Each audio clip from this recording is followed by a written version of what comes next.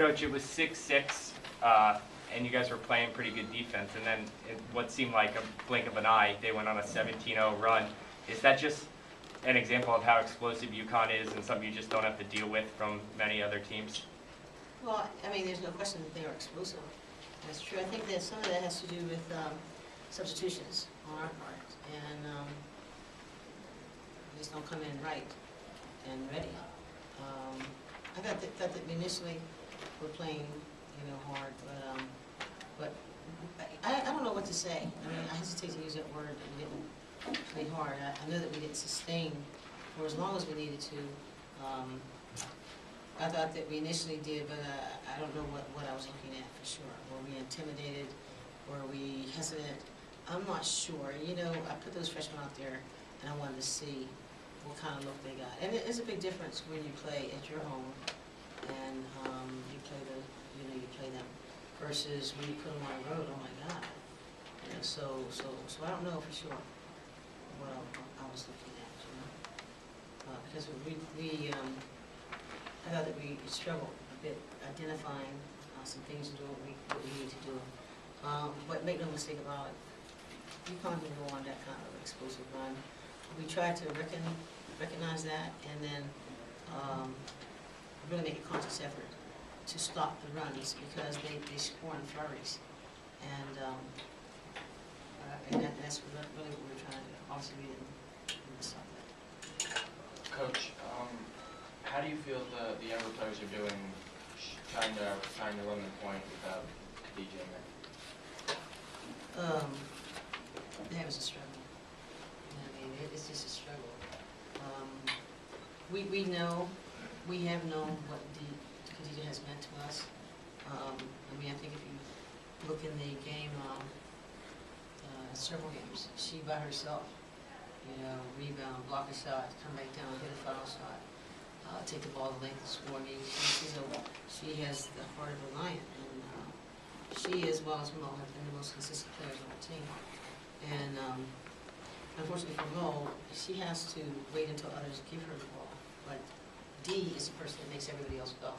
So I look at several positions on our floor that look like they are, and it's true, they look like they're so shocked and stunned because they're used to doing penetrations and kicks where they get open looks, where they're used to a point guard who's able to put them in the exact spot so that they can come to their strengths.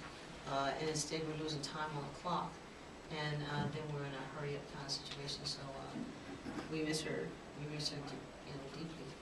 And yet she wasn't capable. We thought maybe that she was going to be able to come up, but we couldn't even have her on her bus. So it's just bad for us because of all the positions. It's the point guard that you don't really want that to happen to. And when it happens, it's going to fall to freshmen. And that's probably the position that of all the positions, you don't want a freshman to be put into playing the number 2 team in the country, and someone as good as you. You just talk about the UConn defense and the problems they pose. Yeah, I mean, they do a great job of switching. I think that the coach is really determined to see every play, just as I am. I just have to be upset a lot more. I get upset with everything that happens when we don't handle things. But he's able to get upset about it. They understand what he's talking about and bring somebody else in to get it done. But you've heard this before. A lot of people don't give them credit for the defense. But we're not the best scoring team, so I don't know that we're the ones you should measure it by, honestly. But there are other teams that they have played that are used to scoring high numbers, and they're still not scoring the ball. They play out in the passing lanes, they pressure the ball. They play personnel as well as anybody I've seen. And if you can shoot the 3, then you really better freeze cuts. You better make sure that screen is there. That someone else has a shot is not an accident. If you see somebody come free and they're standing there, you know what? He already knew that. He knew you wasn't shooting anyway. But sometimes people don't recognize that. They think, oh, that's my shot. Yeah, you keep on shooting. That's the same shot you've been missing in practice everywhere else. So he does know, and they do a great job. And Yeah, we'll get better, but I do think that, we tried, I thought that there were good things that we learned today. Because it may have been that, we had the jitters a little bit. It may have been that we were overwhelmed a little bit, because I saw some eyes that looked like they were seeing some strange things. But the importance of playing a team like UConn or Baylor or Stanford is that if your team aspires to do better, then they don't have to count on the coach to tell them what it is that they can't do. They just got finished playing it, and so they understand what it is that they need to do better. And so maybe tomorrow with a break, we'll watch the game, and these guys will get healed a little bit, and hopefully Erica will be able to come back. And at some point we get D.